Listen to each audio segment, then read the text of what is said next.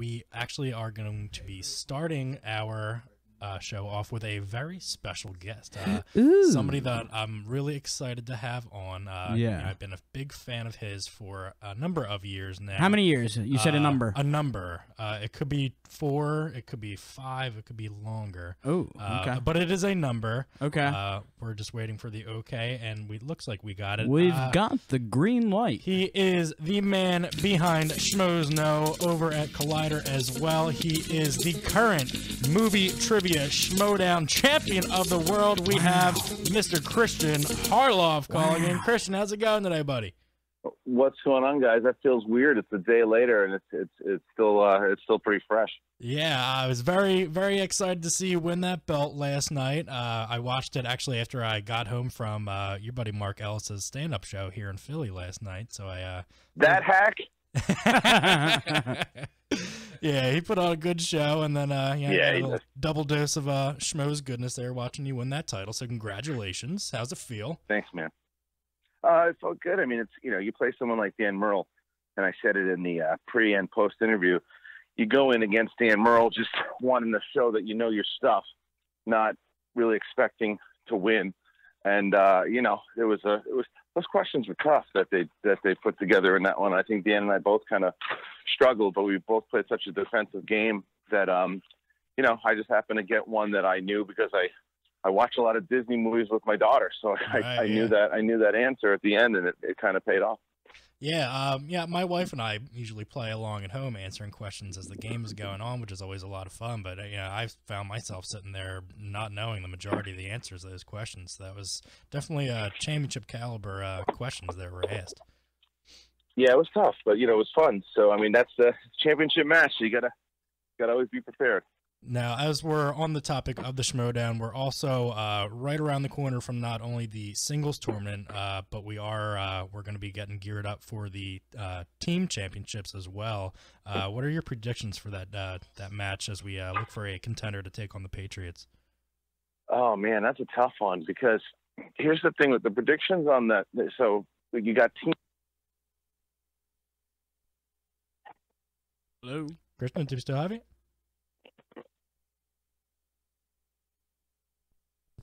Hello. WWE Attitude Era, those two. The thing is, I think Action, Ben and Drew are the evolution of what I want is the Schmoedown to be. And what I mean by that is not only the guys who can sell the story and sell the character, but they're students of the game. They pay attention to old matches, to history, to what came before them. They listen to everything. They listen to all the shows that cover the Schmoedown, and they really study, and they've gotten significantly better. I mean, yeah, their trash talk is good, but their knowledge, it does. I mean, Ben, when I talk to Ben, he says he studies, and you go, why do you study trivia? You'd be surprised by the way that this kid has done it, and he's gotten significantly better. And Andrew's really smart too, so I don't count them out, but it's just hard to look at that brick wall of knowledge that they're staring at with Sam Levine and Drew McWeeny, who's been on fire. I mean, yeah, two perfect rounds. Drew McWeeny did 2 perfect rounds in the first round, plus the bonus, and 2 back-to-back. No one's ever done that. I don't know if anyone ever will do that again. I am going to pick above the line, but I'm not going to do it saying it's a sure shot. I think that Team Action could easily win it, and I wouldn't be surprised. But wouldn't the smack talk be glorious at the Spectacular if it was Action versus the Patriots? Oh my God, it'd be so much fun to listen to and to watch. As we are on the topic of the Schmoedown, you did have a fan team in your tournament with Late to the Party coming in from Arizona.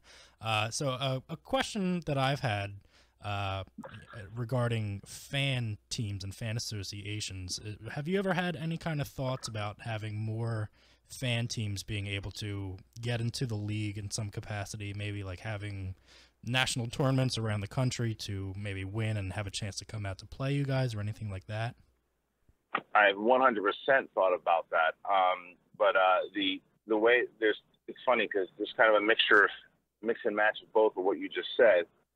Part of my idea of what I want to do is exactly that, is to be able to tour and have different leagues, very similar to what they used to do back in the 70s and 80s with touring wrestling.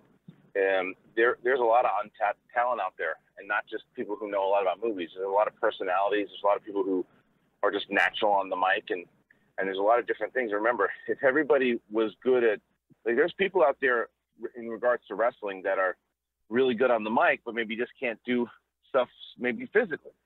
You don't have to do that with movie trivia. You just have to. You really only need to be good at know movies and be good on the mic. And I'm sure there's tons of people out there that are able to do that. So I'd love to do that. The other thing that I want to do, and it's a goal of mine, I want to do something very similar to what UFC and the WWE did with Tough Enough and The Ultimate Fighter, and that's placing two of our superstars of the movie trivia Schmoedown. Let's say it's JTE and Roca, and taking some fan teams and making a competition where you have people battle it out, and the last two people standing, and whoever wins gets like a 3-fight contract inside of the movie trivia Schmoedown, with a potential chance to fight at one of the big, quote unquote pay-per-views that we do. Yeah, that'd be a lot of fun.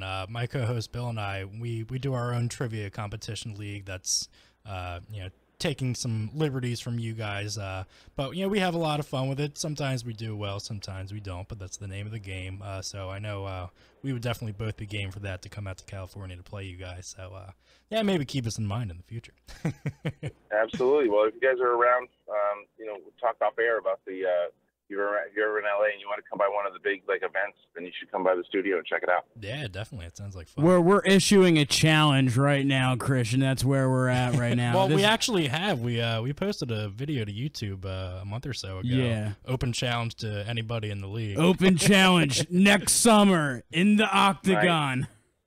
So that's the trick. I tell you, I'm flattered by that type of stuff, because whether it's you guys or other fans or people who, I actually just got a message today from a pretty well-known actor who says he watches the show and he wants to be in the team. And I didn't even know he watched it. I'd never even spoken to him before. And he wants to get into the league. So it's flattering that now all these people are starting to find it and want to kind of throw their hat in the ring, because I think that's because it's not just about movies. It's a show. It's personality. It means something. And I said that to Dan yesterday in the post. I said, winning that championship, because when you hear it, people who are listening to this right now, like, what are these guys talking about? Is it movie trivia? It's like, you can easily have that thought, but it's once you get into the investment of it, and once you realize that there's so much more to it, that it's a show and not just a competition, that you can be invested in anything as long as the people give you stuff to care about. I mean, that's the beauty of storytelling in general, whether it's television, whether it's, movies. Is if you care about certain things, certain people, rooting, and that's what sports are built on in general. It's like, I'm a baseball fan, but I recognize that most people, if they didn't grow up with a baseball team to root for, they will find baseball dull or boring. I don't, because I was born and raised on the Yankees, so I'm always following them. But there are people that, if you are invested in someone, whether it's the team action or a Dan Merle, and you care about what's happening, and I can give you some fun little scripted storylines getting to that, that's what I hope to give to people, that it's like, okay, this is fun, and this is a competition, and I can watch this weekly. Yeah, it's definitely so much fun, not only, following along with the actual questions themselves, but, seeing the pre and post interviews, all the trash talking that goes along with it. I mean, it really is a nice spectacle, and it's a lot of fun. And yeah, I've certainly enjoyed it since you guys started it, in 2014, back on just the Schmoes. Speaking of, you guys just aired your 300th episode the other day. Congratulations on that one. Yeah, thanks, man. It's pretty crazy that we hit 300. It kind of snuck up on us too, because I didn't even know. At one point, I wasn't kidding. On the show, we have on our podcast YouTube channel, we have the SK Plus channel. One of our shows is the After Schmo, to where Ryan Snelling and Jay Williams kind of break down everything that happened on the show during that week. And those guys were talking on, and I wonder what they're going to do for their 300. I bet you, I don't even know if they have anything planned. And I didn't even tell them this. Truth is, we didn't. And it was like, as I was listening to it, I'm like, yeah, we really got to get this together and kind of figure it out. And we started putting out the calls to some of the old people that have been on the show. And and it just kind of turned into a little party. And it honestly was the best version of that show that I could have hoped for. It was a lot of nostalgia. There was a lot of just free form conversation, and it was a blast. Now, we just actually, our last episode was our first birthday episode. So, I mean, we're kind of in, the same headspace with that, looking back over the course of the year, all the cool things that we've gotten to do. What are some of your favorite moments of, you guys doing your show? It could be either most recent or going way far back. I mean, I would go back. So, for people who are listening to me for the first time, we kind of took a fun thing out of like the Marvel Cinematic Universe, and every time we either moved studios or had something monumental happen, we switched in phases. So when we were over at AfterBuzz Studios, or we're recording from AfterBuzz Studios, which is run by Kevin Undergar and Maria Menounos, that was during what we called Phase 5, and we had some great guests at that time. But I'm a Star Wars guy, so when Mark Hamill called in, and not only did I get to, I taught Mark Hamill about Star Wars canon on air, which was incredible. Yeah, I remember watching that episode. It was amazing. And then, not only that, he did the Joker voice that, and did something kind of personalized for the Schmoes, and that's, to this day, our opening is Mark Hamill doing the Joker's voice, leading you into the show. Yeah. So, I mean, that's got to be one of the main things. I think, like I've always said, that I'm a big Howard Stern fan, and I always wanted to have a crew that was around me that would have fun. And if personal things came up that we would talk about off air, that we'd talk about it on air. And if arguments kind of came up and things started happening, to air it on there. And we've done that in the past. I mean, Bonnie Somerville and I have certainly gotten into some fights in the past on the air that I thought were really fun. I always like those ones. Yeah, Copster and JTE would always kind of yell at each other, and now Copster and Beardo are going at it. And I think what the amount of guests, I mean, the late director of Episode 9, Colin Trevorrow, was on one time when he was doing Jurassic World, and we had a nice interview with him that I thought was really good, and he opened up to us pretty well. I think there's just so many different moments and just fun times. I mean, one of our first episodes of Phase 3 on the Toad Hop Network was when Katie Sackhoff and Sean Astin and Jeremy Johns were all on together, and it was just it just felt like, okay, we got something special here. This is a fun conversation. People could be talking about movies, could be talking about how hammered McCougan was at the bar last night, and now we found him passed out on the highway. Yeah, we've had Makuga on one of our shows before. He's a fun guy to talk to. But you did allude to the late Colin Trevorrow. I wanted to pick your brain on that. I know you've been very vocal both on Jedi Council this week and Movie Talk and Schmoes.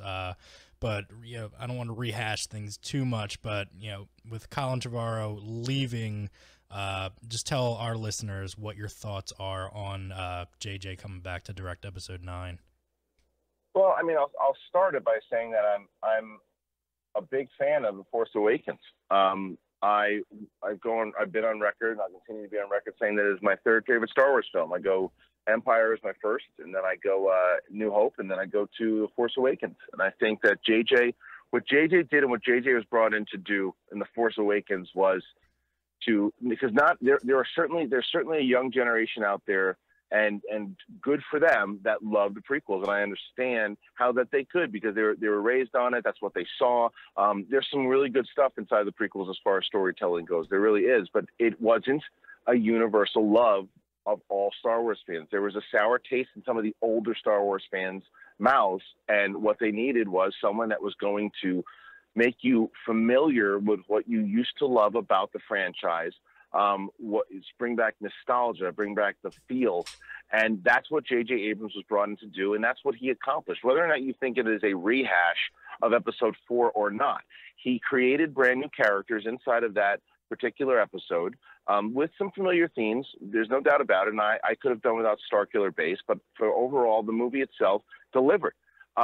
Now, what Rian Johnson has been brought in to do is to now elaborate on those characters and to elaborate on that story and to give us more depth, so that we forget that there's so much of that familiarity from the original trilogy, and now let it stand on its own as its new trilogy. So what I'm scared of with J.J. Abrams coming back is he has traditionally not been someone who has executed. He is great in bringing in ideas. He is great in starting ideas, whether it's, Cloverfield, or even Super 8, the first half of it's done very well, but Lost. There's so many different things that he has started. Star Trek, so many things he started, but he just hasn't completed. So I'm nervous that it was a safe choice because they couldn't get Rian Johnson back, so they reached out to JJ. But that being said, I understand why they did it. They want to shoot in January. They want to get this thing done, as opposed to going out with someone who doesn't know the franchise, doesn't know the characters. They went out and got JJ. I understand it. It's just something that I wish Rian Johnson would have said yes. Yeah. Do you think Kathleen Kennedy is maybe too overbearing, or the right kind of the person that you want calling all these shots? It's hard to say. I mean, because we're not in the rooms. You certainly have to call it what it is, and there are issues there have been issues with her and directors and writers since she took over. Yeah, Lord Miller, Josh Trank, Gareth Edwards. I mean, even in the beginning, there were rumors that she had issues with JJ. There's a lot of different rumors going on, but I emphasize this on Schmoes and on Movie Talk. This is a business. So it doesn't matter how many problems are happening behind the scenes, and even if they are public, if she's delivering, if she's winning ball games, she's going to be there for a long time. So if Han Solo comes out, and after this disaster of a mess that it was, if it comes out and Ron Howard saves the day, and it is because from all accounts, there's not, and I've heard from people on the inside, I've heard from rumors, I've read websites, and they all say the same thing, that the Han Solo script was one of the best scripts written for Star Wars ever. And it was Kasdan, who knows Han Solo in and out, and everyone loved the script. Now, if they went back, and if you believe all the rumors, and Ron Howard reshot about 85 or 90% of the film, and he shot that script, and that script turns out to be the best Star Wars movie and makes this kid Alden Reich a brand new star in your new Han Solo, no one's going to care about whether or not Kathleen Kennedy got along with Lord Miller. They'll talk about it, but no one will care because it will be yet another win. Yeah, absolutely. So we just have a couple more months to wait until we get episode 8. We know that episode 9 moved back to a December release date off of that May original date. But the jury's out on what we will be seeing with these upcoming spin-off stories as well, with Han Solo, whatever other ones we get. But yeah, it should be interesting. So hopefully, Kathleen Kennedy and everybody at Lucasfilm can really put the pedal to the metal and give us exactly what we're all hoping for. Yeah, I'll give you guys a little inside information. Something's amazing right now is that I'm sitting in my car talking to you, and I swear to God, there's a guy that looks just like Tommy Wiseau. It's not him, but it sure looks like him. Get him on the phone. I'm going to get some groceries, Lisa. Oh, that's great. Kristian, before I let you go, I just wanted to thank you again so much, not only for calling in today, but being one of my personal inspirations for getting our own show going. Like I said, I've been watching you guys over at Schmoes and Collider subsequently as well for a number of years now. So I just wanted to say thank you for everything that you guys do over there. I really love and appreciate all your work, and definitely hope to maybe link up again in the future. I appreciate that very much, guys. Thank you for having me on. Thanks for the kind words, and hope the rest of the show goes well, and thanks for inviting me on. Yeah, thanks for coming on anytime. We will talk to you soon. Thank you. All right, we had Kristian Harloff over from Schmoes Know and Collider.